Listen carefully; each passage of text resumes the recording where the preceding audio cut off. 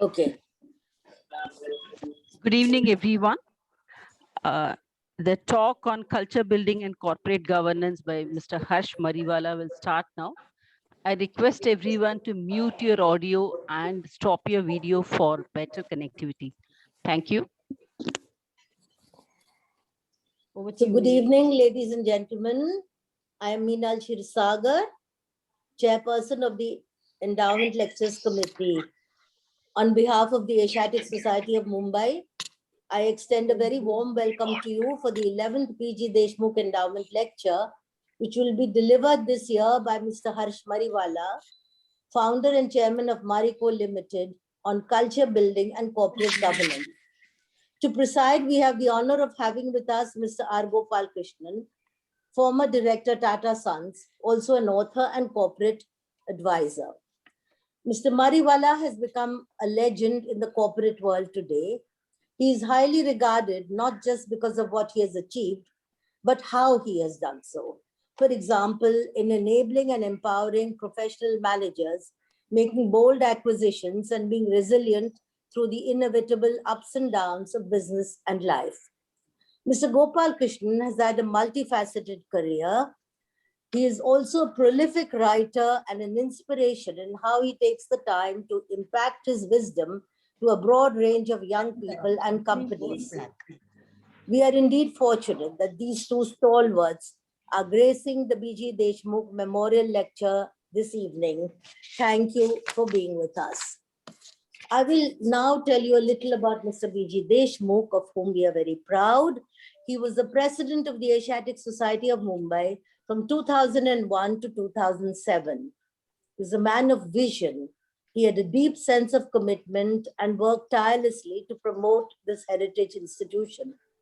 He has left an indelible impression on many educational, cultural, and social institutions, not only in Maharashtra, but in the entire country. Mr. Deshmukh was born in Pune in 1929. He had a brilliant academic career and joined the IAS in 1951. He stood first in the first batch of IAS officers in independent India and ended up as cabinet secretary in the government of India. On his retirement, he returned to Mumbai and was invited to join Tata's as a senior director, where he looked after their interests in the social sector. He was also chairman of the CSMBS Museum and president of the Bombay Natural History Society. In 2001, he became president of the Asiatic Society and led and steered the bicentennial celebrations that took place 2 years later. Conferences, seminars, lectures, cultural events, and the outreach programs of Asiatica enhanced the prestige of the society. Mr. Deshmukh in his last days had immersed himself in rural development activities. He felt that social upliftment of the underprivileged could improve the lot of the rural poor. He toured the state extensively, identified problems, and found solutions. May I end by citing something he had said, and which is relevant both for the Asiatic Society as well as other such bodies and corporates. I have tremendous faith in the young men and women of India. What they need is direction for right action. I just provide that and nothing more. A lesson in humility as well, I would say. Mr. Deshmukh's mantra to every institution was good governance. It was his firm belief that good governance alone would lead to the growth and development of any institution. And this is precisely what he provided to all under his leadership. In order to remind us of the importance of governance, he made a generous donation to the Asiatic Society so that we could hold an annual lecture, seminar, or workshop on the subject of governance. Mr. B.G. Deshmukh's memory continues to inspire us to this day. Mr. Harsh Mariwala leads Marico Limited as its chairman. He's chairman and managing director of Kaya Limited as well. Over the past 3 decades, Mr. Mariwala has transformed a traditional commodities-driven business into a leading consumer products and services company that houses many of India's treasured consumer brands. His passion for innovation enthused him to establish the Marico Innovation Foundation in 2003, which acts as a catalyst to fuel innovation in India. In 2012, he instituted the Ascent Foundation as a peer-to-peer platform for entrepreneurs, which enables them to share and exchange experiences, ideas, insights. Sharp Ventures is the family office of the Harsh Mariwala family. They partner with unique businesses with the potential for significant growth. He also founded the Mariwala Health Initiative, MHI, in 2015 with the philanthropic aim of giving back to society. Mariwala Health Initiative is the leading funding body in the field of mental health in India. Mr. R. Gopalakrishnan, popularly known as Gopal, is a man of many parts. He rose to be chairman of Brook Bond and vice chairman of Hindustan Lever. He was with the Unilever Group for 30 odd years and then moved to the Tata Group, where he was director of Tata Sons, the holding company of the group. He was also the chairman of Rallies India Limited and vice chairman of Tata Chemicals. His special areas of interest at Tata's were to have under his control group HR, group marketing, and many other initiatives. He is presently non-executive chairman of Castrol India and a board member of a leading group in Sri Lanka. He is visiting distinguished professor of IIT Kharagpur, also his alma mater, and a corporate advisor, executive in residence at SP Jain Institute of Management and Research. Gopal is a prolific writer with over 16 books and many articles and columns to his credit. He is also invited to speak at many conferences and to deliver the keynote address. His ability to find the right quotation, the right reference in a multilingual mode is what makes his talks and written work so special. In short, he straddles extremely well both business and corporate excellence, as well as literature, and is truly a multifaceted Renaissance man. We are privileged to have him to preside over today's lecture. He was the second speaker when this endowment series began. We look forward to his inputs to the discussions which are to follow. A warm welcome to my personal friend, Gopal. I hand over the proceedings to you, Gopal. Thank you. Thank you very much. You're kind to a fault, but it's a pleasure to have such kindness. If you only had told me, I would have asked my wife to tune in and listen to what lovely things other people say. No, but on a more serious note, I'm delighted that we are having this event at Asiatic Society. Indeed, I was very privileged to know Mr. Deshmukh, because when I joined the Tata Sons board, he was one of the gurus at whose feet I sat. And I remember many long chats, and he was a very gentle sort of a person. He made very firm points known in a very nice way. And I don't know if I learned enough from him, but it was my privilege to speak at the second endowment lecture, and now with a very distinguished person of like Harsh to preside over the 11th endowment lecture. The subject of governance is extremely important, I think, but common people don't understand it. And in this particular audience, in the Asiatic Society, I don't think they are filled with lawyers and accountants who are sitting on boards, which is usually the case when you go to the Institute of Directors or Director Training Institutes. So I'm delighted that Harsh has chosen the subject cultural influences on the board rather than section 126 and 256. And I will, when he finishes, because we are all here to listen to him, like to engage in a little conversation with him within the available time so that we close by 6:55 or 7, because I think it's a fascinating subject, and I have some views of my own, and Harsh and I will engage in a conversation. So as I understand it, Harsh will speak for maybe 30-40 minutes, and in the available balance time, I will engage in a short fireside conversation without a fire. I've just completed writing a book called How Harsh Mariwala Groomed Marico. It's a slim book, 120 or 40 pages, and it was a fascinating piece of research that we did on Marico. This is not about the book, so I'm not going to go into the book, but I want you to know that I know a lot about Harsh Mariwala as a result of the book that we have written, but no dirty secrets, fortunately. Harsh, over to you, and then we will come back and have a conversation. Thank you, Gopal, and thank you, Minal, for all the kind words. I'm truly honored to be in with all of you on this occasion. I wish we could meet personally, but nonetheless, I think today everything is virtual. So I'm going to speak on the organization culture and its relevance to corporate governance.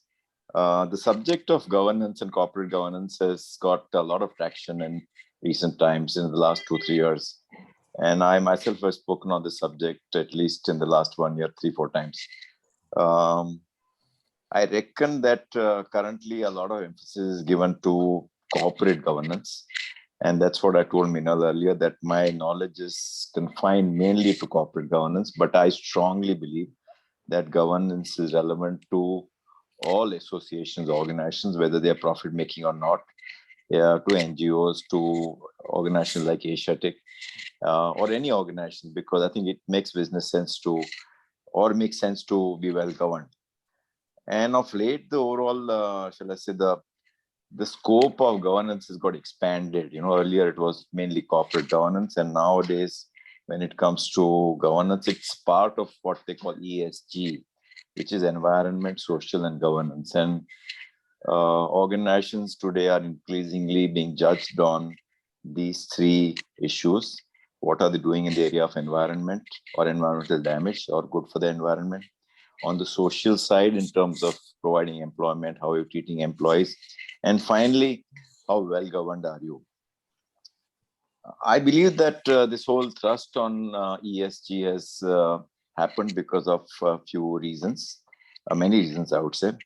There have been many cases of misgovernance, especially amongst large corporates in India, which have impacted the shareholders, stakeholders. I can name it because these are all publicly known. So companies like ILFS, DHFL, HDIL, Yes Bank, they've destroyed wealth, and they've destroyed not only wealth, but careers of individuals working for them. They've destroyed people who have loaned money to them, their associates, and all the other stakeholders. And we have seen that many of the promoters or the guilty parties have been in jail for some time. So these misgovernance have had a multiplier effect in impacting many other unrelated parties, those who have given money to these institutions, and those in turn who had given money to those associates. So I think that's again raised question marks on what is the role of statutory auditors, what is the role of internal auditors, what has happened to promoters and their ethics, what is the role of rating agencies, and what has been the board of directors doing in these cases, and specifically what is the audit committee role, and not able to find out these issues. And it's just not one, but there have been multiple examples, as I mentioned earlier. And I think that's one reason why the government has clamped down in terms of more regulation, in terms of disclosures, board constitution, and the role of chairman, the number of independent directors, and separation of chairman and managing director role, even in terms of appointment of independent directors. Now new independent directors have to undergo a test. And lately, I believe that the independent directors also have to be approved. One other change which may come in is have to be approved by minority shareholders. So a lot of initiatives taken by the government to overcome all these negative misuse on governance. I think the most important thing for most corporates is how the market is reacting to this. And clearly the market, and when I'm talking of market, I'm talking of capital markets, those companies which are listed. There is clear preference by investors for companies which are well governed. And not only well governed, but those companies which are high on ESG. And these larger investors, especially foreign institutional investors, are putting in a lot of pressure on corporates to to improve wherever there are some gaps they've found out. And these FIIs rely on role of, basically they rely on advisories who do a lot of research on each and every company in terms of how independent are the directors. The advisory also look at what is the role of, what is the tenure of directors, and as soon as the person is 10 years in a company, then they regard that as non-independent. They look at related party transactions, they look at all the ESG journey, and these reports are read by all the foreign institutional investors, and in turn the institutional investors either decide to invest in a company which is well governed and try and improve their overall ESG journey by advising them. I also find that especially the younger employees, they are demanding more and more from corporate. So before they join an organization, they look at what the organization does, what is the purpose of the organization, and they would not want to join an organization which is doing environmental damage. So there is a lot of pressure from employees wanting to join an organization which is high on ESG. Even associates like board members, if you want to recruit good quality board members, you better give assurance to them that you are on the right track and you are continuously improving this journey on ESG. So I think these are the reasons why ESG has got a lot of traction. It's a very welcome development, I would say, and it's going to get more and more traction as we go forward. Now, corporation to me exists for all the stakeholders. You know, it's a myth to say that a company, a corporate only exists for promoters. We have seen examples in cases of which led to a financial crisis. Companies like Enron, Lehman Brothers, they suffered a lot because they only look at one or two stakeholders, whether key employees or whether it was promoters. And we've seen what happened to them. I strongly believe that a corporate has to look at all the stakeholders. And when I say all the stakeholders, I'm referring to starting with customers, to their own employees, to associates, key associates working with them, to promoters, of course, and finally to promoters, shareholders, and finally to the society. And because all these are interrelated, if you do something good for any stakeholder, for example, if you do something very good for your own employees, they'll be far more motivated to work. And if they are motivated to work, they will give their best. If they give their best, it will result in better organizational performance, which will result in higher share prices. If the share prices are high and if the company is looking at expanding by acquisitions, they can actually acquire some other company by offering shares because share values have gone up. So, and then that in turn would benefit the organization, hopefully if the acquisitions are right, in terms of getting scale, which would provide more and more opportunities to employees, associates. So all of them are very, very closely interrelated. And that's why organizations have to look at all the stakeholders and not just shareholders or key employees. Now, this pandemic, when it happened in the month of March, we saw that this whole purpose of looking at all the stakeholders got far more traction than what it had got in the past. This subject is now being talked about. I read about the subject about 10 years back in a book which has influenced me a lot. The name of the book is Forms of Endearment, which is written by Professor Raj Sisodia and Jagdish Sheth. And they clearly prove that organizations which look at all the stakeholders have seen far better performance than organizations only looking at one or two stakeholders. And this is proven by a research they've done where they've taken many companies which looked at all the stakeholders and they compared the performance with good to great companies, the book which was written Good to Great. And they've clearly come out with research showing that, yes, can you hear me? Sorry. Yeah. So they've come out clearly with a result that with analysis that when organizations look at all the stakeholders there, it has resulted in far higher impact on the overall share performance. So when the pandemic happened, what happened and how did organizations respond to this high degree of stress, anxiety caused amongst all the stakeholders? So when it came to employees, it was very important for all for us to give a good picture, a big picture to all the employees in terms of what the organization was undergoing. If some organization was under stress, then it was important to say, because our employees didn't know what the organizations were, what's going to happen to them, whether they will continue operating, whether there'll be salary cuts.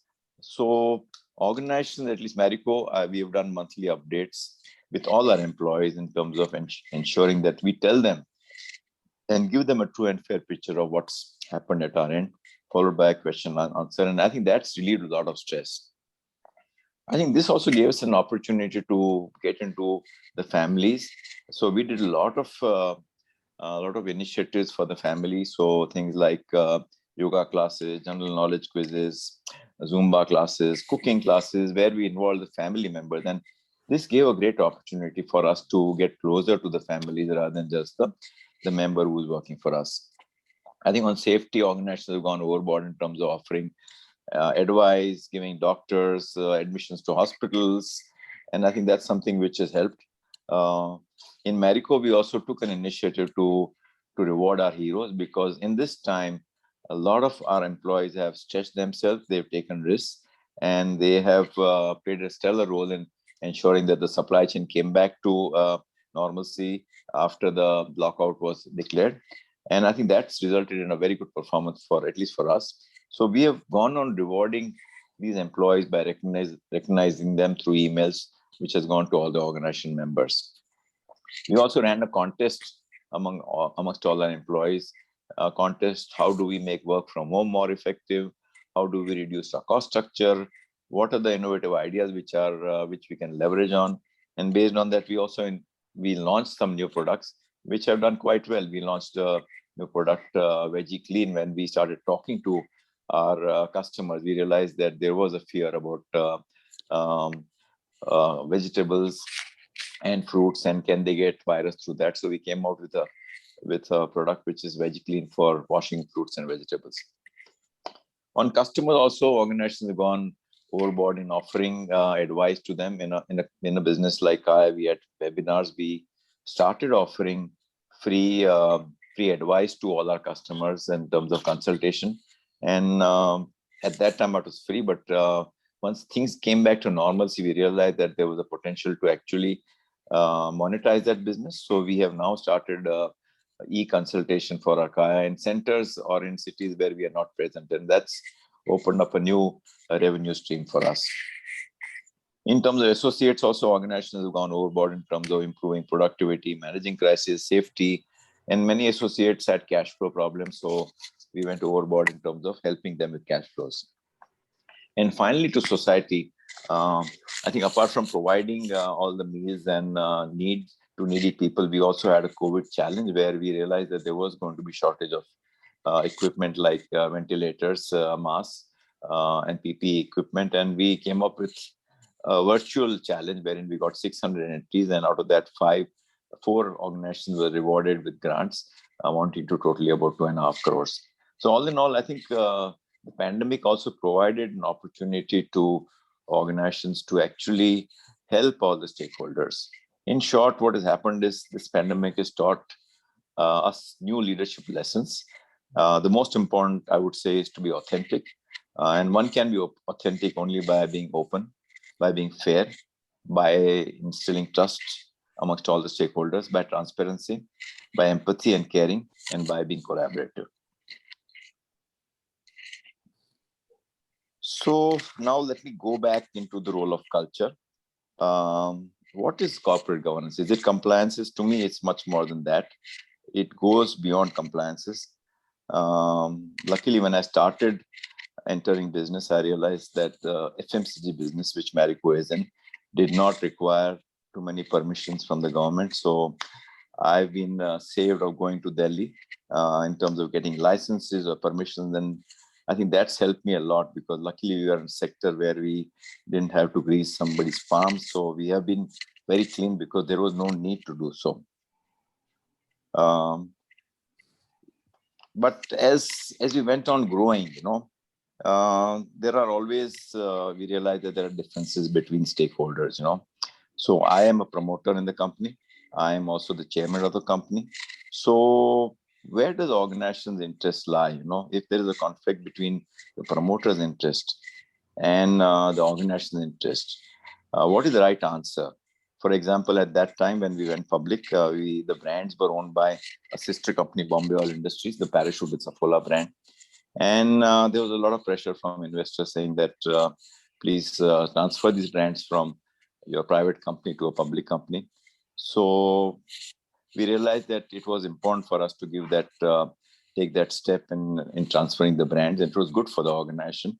So we did that. Similarly, about 5-6 years back, I stepped down as managing director in Marico. Normally, Indian society is very hierarchical. It is expected that your children will inherit you. In this case, one of my key employees who was with me for many years, he came to me and told me that if there is an opportunity for him to occupy the managing director's post, otherwise he may leave the organization. And I decided to discuss that with my board of directors. At that time, I had not decided to step down. Mentally, I was not ready to step down, but we looked at me stepping down versus promoting him. And we said that it's important to retain him and to promote him. And in that process, I can step down because it is an organization interest to do so. So, and the same thing can happen to some key employees. We've seen that in the past, we've had many good employees at senior levels who played a very, very important role in transformation, have started losing relevance because they're not able to manage the new complexities of the job, or the scale is too large for them. So what do you do with such employees who have played a very important role? And I always have this thumb rule: what is good for the organization comes first, and what is good for any other stakeholder comes second. So by applying that rule, I said that though that person was very good at some time, that person played a very, very important role in the organization's journey. If that person starts losing relevance, it's better that I ask that person to leave, because if a weak performer continues, especially at senior levels, it can demotivate the other performers in other functions. So I had to sit down, in multiple times I have sat down with that similar individuals, such individuals, and told them to leave, but do it in a humane manner, give them some time. And luckily I've been able to do that in a fair manner, give them a fair deal. And what's happened is at the end of that departure, that person has been able to find some job or some opening in some other organization, which was leveraging on that person's strength. And it's a win-win situation for both the organization and the person. So to sum up, to say that whenever there's a conflict between any stakeholder, whether it is shareholder, promoter, employee, associates, customer, I think the organization's interest comes first. And to me, that's very good governance. Marico was formed in the year 1990. And all of a sudden, the business which I had built up in Bombay Oil Industries in the initial years, the two brands, Parachute and Saffola, were shifted to Marico. And within a short period of 6 months, I recruited something like 30-40 senior managers in that company. When you recruit people from about 30-40 people from different backgrounds, you get people from different beliefs. Some individuals came from multinational corporations, some came from Indian organizations. And what I quickly realized was that each one had their own set of beliefs. Each one thought in a certain way the organization should be run, that there should be a certain way of dealing with people. And it was highly conflicting because each one was very different in their viewpoint in terms of dealing with people, products, and profits. So that led me to write down what we call Marico's values. And I wrote down some 20-30 random thoughts on my own, and I shared that with my team. It evoked a very positive response, and this happened in the early 90s. So at the end of those deliberations with my team, I had a document which was well structured, and we divided the values into people, products, and profits. And also it had a strong ownership amongst me and my team. I had some blind spots which got addressed by my team members. So we were very aligned, me and my immediate reporting team. And then what do you do next? Because I didn't want the values just to be pasted in the reception and, people being cynical about these values like it happens in many organizations. So I said that, what do we do next? And we went to the next 2 layers of management, and we talked about the values which were crafted by me and my team. And we opened it up for critique amongst all the managers. It evoked again a very positive response. 2 days spent on values, got value additions, still better value document, and more importantly, we identified gaps in terms of if these were our values, what were we practicing today, and how do we address those gaps. And then I went to all the corporate locations and talked about why we need to have values, including all the factories. And we said that can values be empowering to all our organizational members? I think what emerged out of these interactions and talking to a lot of people was that when you involve people, you get commitment.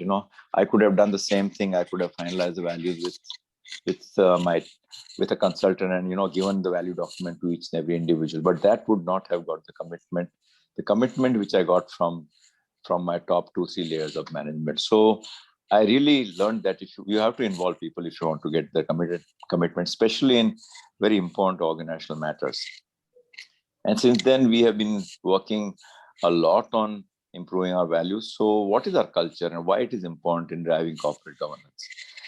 We are a very open organization. So we believe that we need to share a lot of information with all our members. So how do you drive openness within an organization was a big challenge. At that time, we were moving into a new corporate office. So the brief given to the interior designer was that it should reflect openness. So our new office, anybody could see me doing work, and anybody could see any other person in the organization. We have every year amongst all our employees at all our locations, at all our factories, at our international locations, at all our sales locations, at the end of the year, sometime in April end, once our results are declared, or May beginning, we have a full day exercise where we tell all our members that what happened last year, what are our plans for next year. And we have 1.5 hour open house where employees are encouraged to ask any awkward questions to management. And again, that reinforces openness.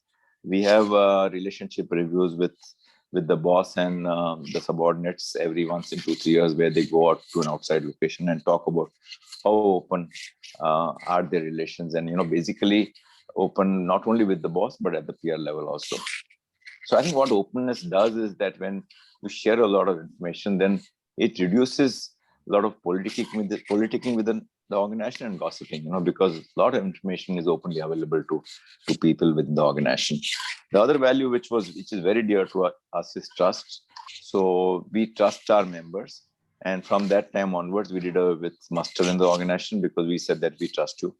We did with sick leave and casual leave, because we believe that if you are sick, you are sick, and we believe you. So we will not have any sick leave or casual leave, and you can take a sick leave if you are sick, as in when you are sick, And similarly, when you incur expenditure on behalf of the organization, you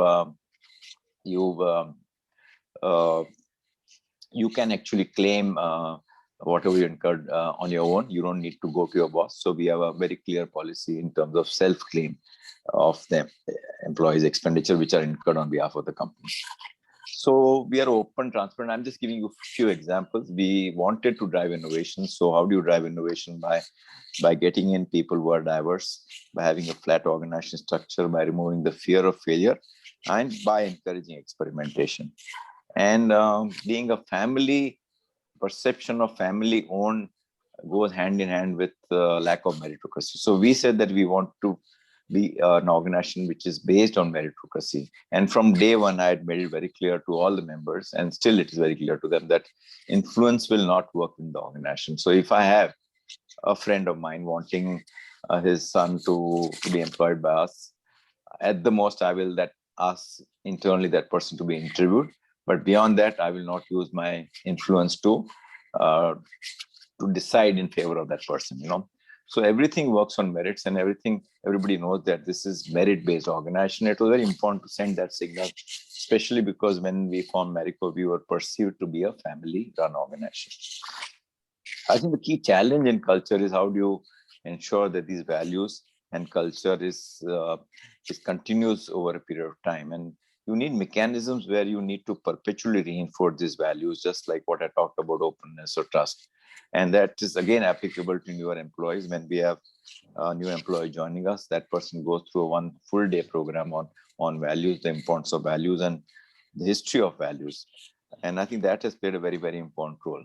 To me, values and culture building is a source of competitive advantage. It goes hand in hand in terms of improving your strategic outcome, improving execution, because on one side there is a strategy, and then for you to achieve that strategy, you need to have a right culture.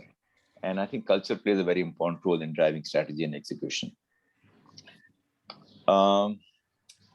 In addition to that, to drive governance, we have taken many initiatives, whether it's sexual harassment or whistleblower mechanisms or insider trading. We go extra mile in terms of bringing in awareness for all these mechanisms. We have training programs on all these.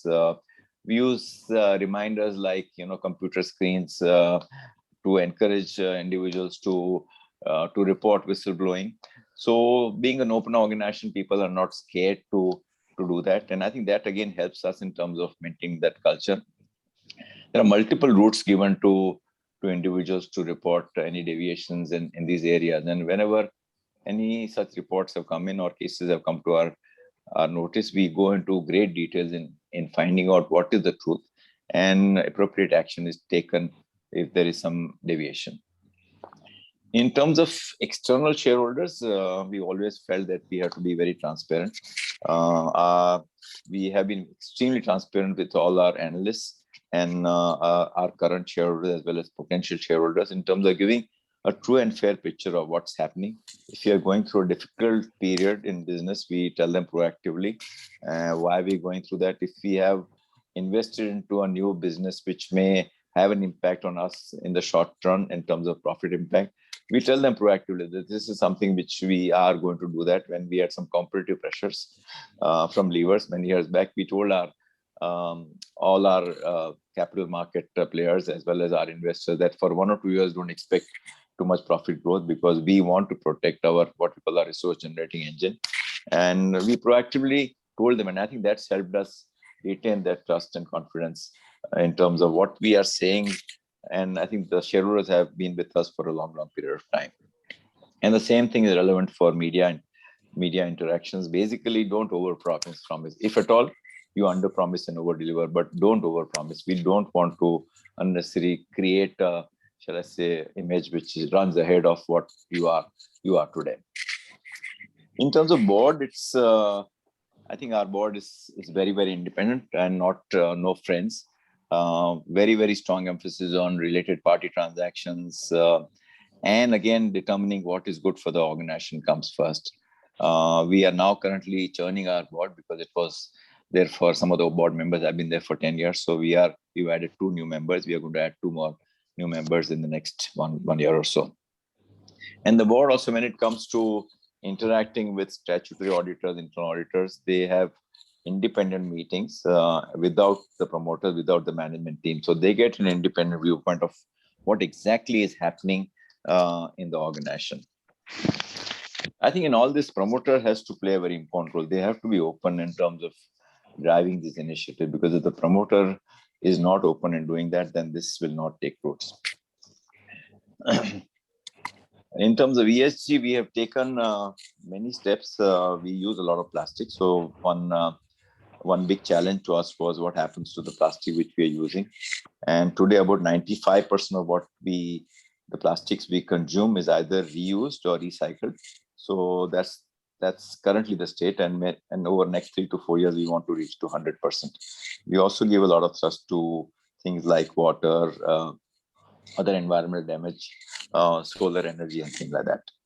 In terms of people, increased thrust on diversity, LGBTQ, educating your existing members how to treat with diverse set of members. You cannot make fun of individuals based on gender. So it's very important to train your existing members to accept this and to ensure that diversity is very important, and we need to support diverse set of people. In terms of our approach to corporate social responsibility, I think it follows into 3 different areas. We've done a lot of work in the area of agriculture and improving agricultural productivity. We work a lot with farmers in South, in Tamil Nadu and in Kerala to improve productivity of copra farmers. And we've seen some phenomenal results. Currently, I think they are recording a 15% gain of in productivity. And our target in a year, in the next 2 years, we want to save 200 to 300 crores, add extra income to farmers by helping them improve productivity. So to sum up, I would say that it's a very good development that environment, the governance has expanded to environment and socially relevant issues that the shareholders and all the stakeholders have been far more demanding. That it makes business sense because it is a win-win in terms of attracting talent, board of directors, it reflects in higher market cap, and it's equally relevant to non-profit organization. And this journey on ESG is going to accelerate in the future years. So with that, I'm ending my talk. I hope it has been of relevance to all of you because it's more to do with corporate governance, but I hope some of what I've talked about has had some relevance to all of you. Thank you very much. Thank you, Harsh. That was a very interesting talk for two reasons. Firstly, it didn't look over-prepared. There were no PowerPoint charts. There was no staccato. But more importantly, it just sort of seemed to just flow from your heart and your mind. And the second distinctive thing is, I've attended many sessions on corporate governance. And usually those sessions deal with four areas: law, the industry dynamics, the accounting and the regulators. Unfortunately, it makes the acronym LIAR, law, industry, accounting, and regulator. But I feel that there should be, like Tony Blair, there should be a B in front. And the B is about behavior. Yeah. Because a corporation is a society, it's a bunch of people, and laws and accounting are methods and processes. And you have touched upon the B part. And I would like to applaud you. I'm working on a book on behavioral corporate governance, a bit like, I hesitate to say a bit like Kahneman, but how Kahneman brought in the idea of behavioral economics. And you have given me considerable material today to talk about how a company should behave as an aggregate of people. So thank you very much for that. That was very helpful. If I were just going to have a chat for the next 10, 15 minutes, if we have the time, what you have said, if I transpose in time and go back maybe 120 years, is not dissimilar, though the words are different, to what Jamshedji Tata said when he set up Tata Group. When he was asked why is he running this corporation, he said, I want to emphasize that we are not working for the community, we are part of the community. Yeah. And if I go back to William Hesketh Lever, who set up Unilever, he said, I want to clean the teeming millions all over the world back in 1880. And he said, I want people to work like the mason who's paving the highway, because for generations to come, many people will travel on the highway with hope in their heart and ambition in their eye, but never once bothering to find out who laid and who paved that highway. And, these kinds of noble ideas seem to have receded. And it's a very refreshing thing to hear somebody sitting in 2021 say that in a different sort of a way. So I applaud it. But one of the questions that very often I am asked when I talk to groups, especially startups, MSMEs, SMEs, they say, all this novel stuff is fine for Jamshedji Tata and William Hesketh Lever, but we are small enterprise. My sales are 100 crores or 50 crores a year. How can we bother about all these things? How would you respond to that? So very interesting question, Gopal. Thank you very much for all the kind words. I strongly feel that the seeds of misgovernance are sown in an organization from the day the organization starts, irrespective of the size. So if you start taking shortcuts, for example, and you want, because you're small, and I think many entrepreneurs, I fully agree with you, they think that I will look at governance when I am, say, 500 crores or 1,000 crores. But that's not true at all, because you're sowing seeds of these shortcuts, of not compliances, by not following laws, by giving favors and all that. And then you are setting examples amongst all your employees. And then it is very difficult when you grow, because the culture in the organization is to take shortcuts. So when you grow, then that will hit out against you. And many times, because you've taken some shortcuts and you get caught for whatever reason, then you are hit back, and you're put back by a couple of years because you did some shortcuts. So I think as far as compliance is concerned, and strictly in terms of the rule of the law following, I'm very clear that the organizations have to do that from day one and not connected to the size. Now, your second issue, which you talked about, looking at all the stakeholders, whether it is the society, whether it is your employees. I mean, how do we do it? Maybe when you're small, we may want to look at increasing your business first, but you can take minor steps, because you may not do it to the extent to which a large organization does it, because that may take some energy out of the system. But there are small initiatives which any organization can undertake. Even when you are small, and it's not going to consume resources, it is not going to be expensive.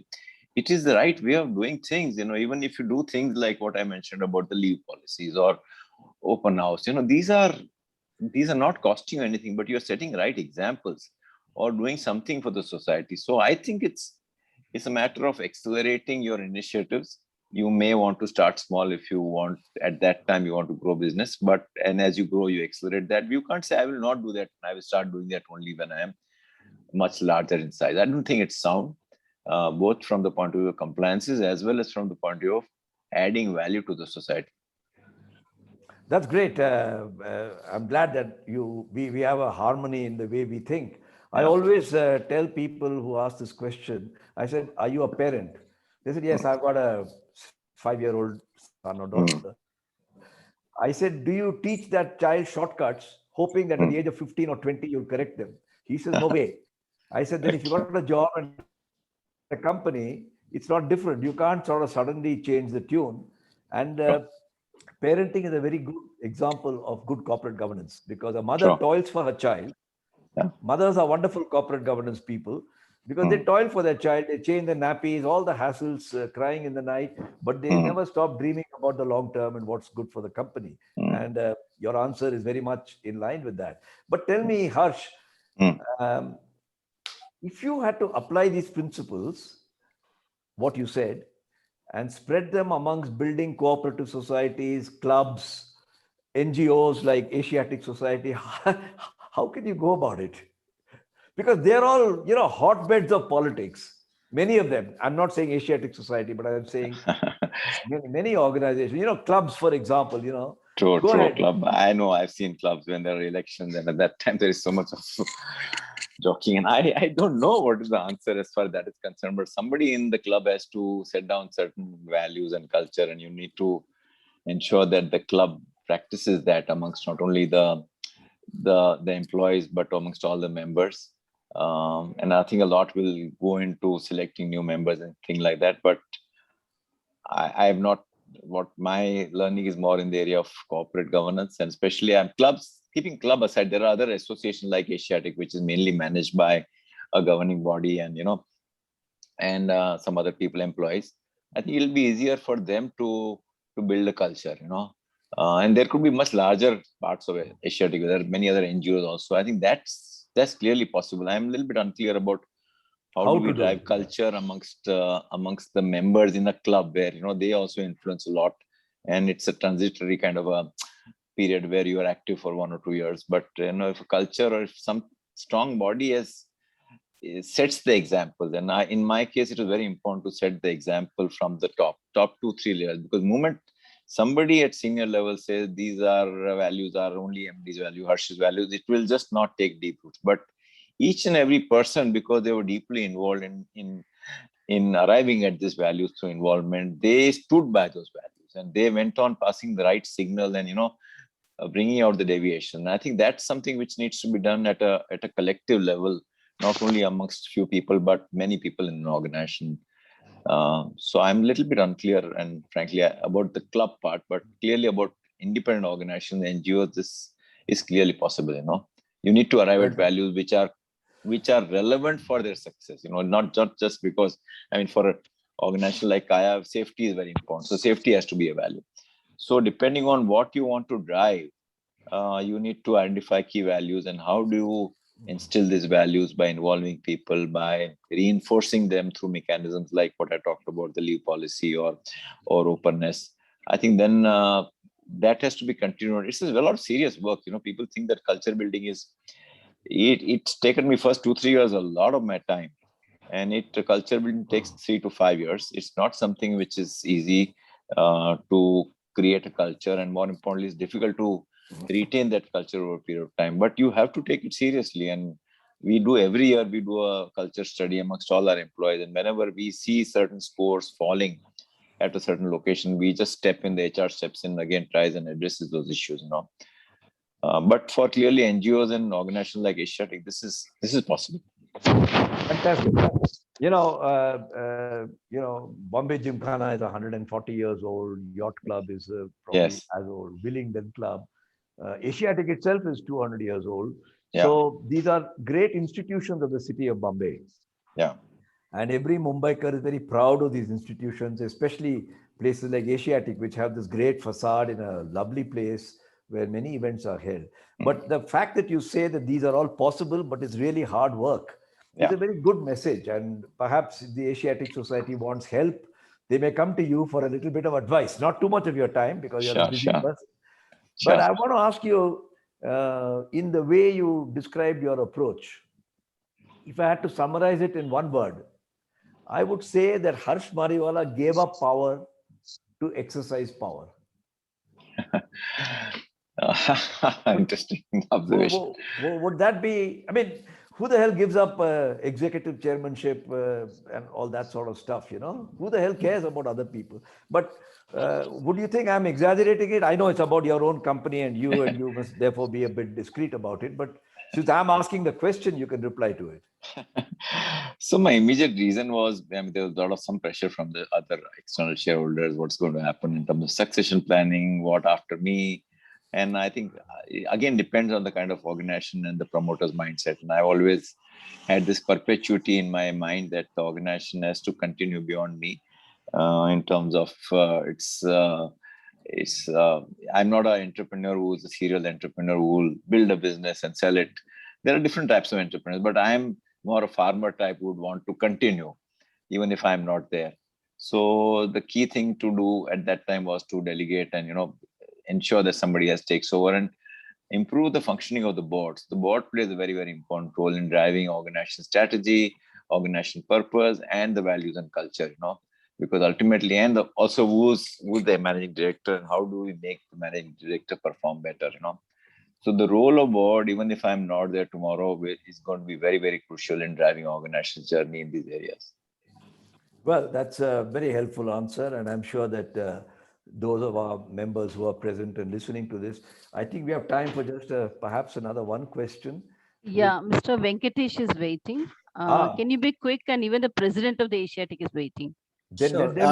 let them go ahead. Please go ahead, Mr. Venkatesh. Thank you, sir. I'm a career banker and I currently head internal audit in one of the Aditya Birla companies. That's my introduction. I have two questions. You may want to take them separately or together, but I will ask them together.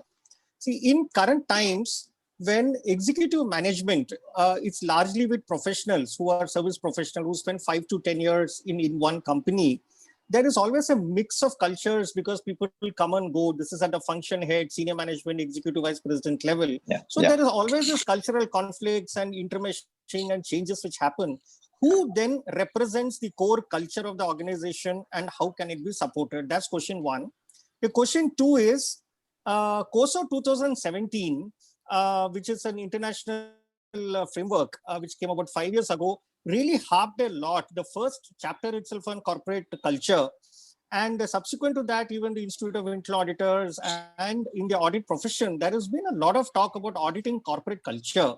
What, in your view, is the possibility to audit culture? Because it's a very subjective and a very notional thing. So these are two questions, sir. You may want to take them together or separately as you like.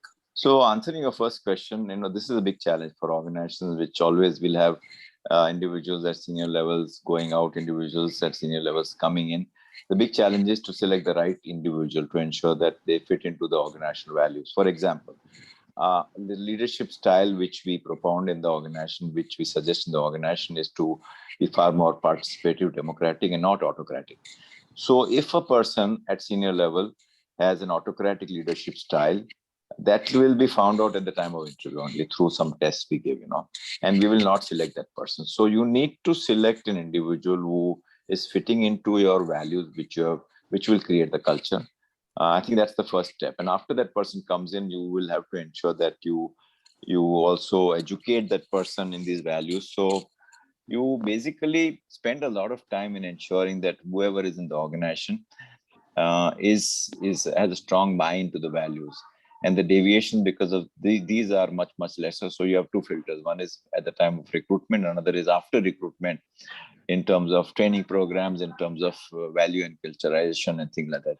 In spite of that, many times some person is a misfit, we've had some wrong selection, then I think if there is a complete misfit, for example, the leadership style I talked about, then we will not tolerate somebody. That person will not be able to survive within the organization because it's in a very open organization. So there will be a lot of pressure on that person to change. If that person doesn't change, then that person may leave because that person may not be very comfortable dealing in that leadership style, So I think that's answering your first question. Second question, can you audit culture?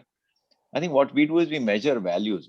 Values create a culture, and when you reinforce values, you create certain behaviors, and when behaviors are done in a similar manner, you get a culture. So you can actually do a survey, and that's what we do amongst all the employees in terms of each value, what is the score on a 4-point or 5-point rating, and see where are the gaps.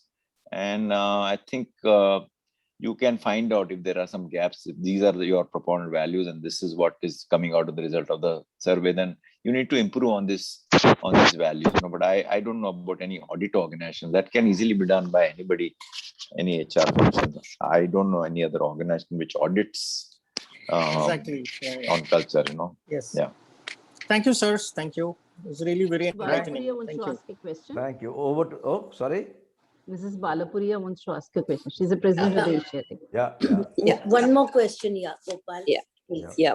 I'm currently the president of the Asiatic Society. Hi. And what you have said, I mean, it's really spoken directly to me because the sincerity with which you talked about building this sort of trust in people, I think it is so important, and carrying your staff along with you. I wondered whether at times you have found your trust misplaced. I mean, what happens if somebody, particularly an employee, sort of lets you down, because you're really open. I mean, they can take leave when they want. So a good question. We also thought about it when we instilled this policy. Clearly, we made it very clear that we have very clear policies. If somebody misuses, we will do random audits. And we'll try and find out if somebody is caught, that person will be asked to go, because you have betrayed our trust and you should not be a part of our organization. So clearly, if somebody has betrayed your trust, that person will be asked to go. Okay. Yeah, because I think it's wonderful. And if you can do that, I wish we could learn from you, really. It's really wonderful. Yeah. Thank you so much. I appreciated every word you said. Thank you, Vispi. And we are now coming to the end, Meenal, of our session. Yes, unfortunately, it has to come to an end because we would have really liked to hear you two gentlemen for a little longer, but it's fine. We're still very grateful to you. So it gives me great pleasure to thank you, Mr. Mariwala, for your wise and practical remarks, and particularly interesting for us at the Asiatic, as Vispi just said, is the emphasis on values, on openness, and on trust.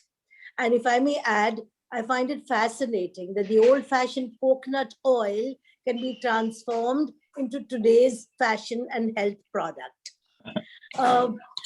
Thank you, Mr. Gopalakrishnan. You have always been a superb raconteur. And now you have a remarkable talent for getting the best insights out of your guest. So you have been able to get us deeper into Mr. Mariwala's journey. As always, our grateful thanks to the late Mr. B.G. Deshmukh for having been a guiding light for the Asiatic Society as its president in the years around his bicentenary, and for bequeathing this endowment for a lecture series. Thank you, audience, for your interest, your participation, and thanks as always to the technical team. Thank you. Bye-bye. Have a good Thank you. evening. Thank you. Thank Bye-bye. you. Goodbye. Thank you, Meenal. Bye-bye. Thank you. Bye. Thank Thank you you. so much. Thank you so much.